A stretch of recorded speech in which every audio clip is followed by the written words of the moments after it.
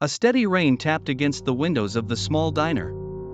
Inside, Leo stared at his phone, his leg bouncing beneath the table. It had been over 2 hours since the unknown caller left him the cryptic message, "You have 1 hour to save her." He didn't recognize the voice, but the fear in their tone was unmistakable. The message didn't say who she was, but Leo had a sinking feeling. His sister, Maria, hadn't returned his calls all day. Leo leapt up from the table, phone in hand. As he dashed out into the rain, his mind raced. His car was parked across the street, but the moment he reached the door, a text lit up his screen, "Don't bother with the car. You'll only lose more time. Go east. 5 blocks." His heart pounded. Every instinct screamed not to trust the message, but if there was even a slight chance it was real, he couldn't ignore it. The rain pelted harder as Leo sprinted through the dimly lit streets, his shoes splashing through puddles. The next block loomed ahead.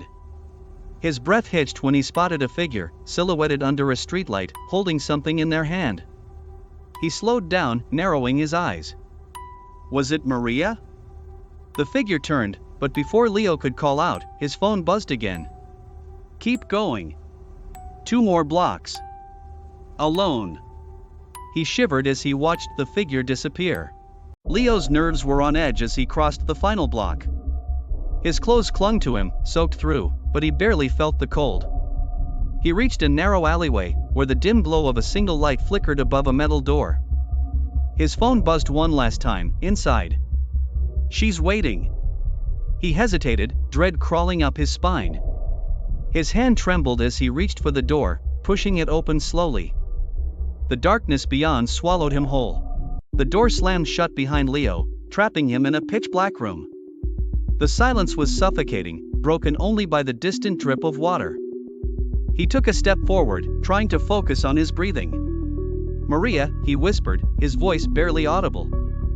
A faint rustling echoed from somewhere ahead. He moved toward the sound. Before he could rush to her, a chilling voice spoke behind him. "You're too late."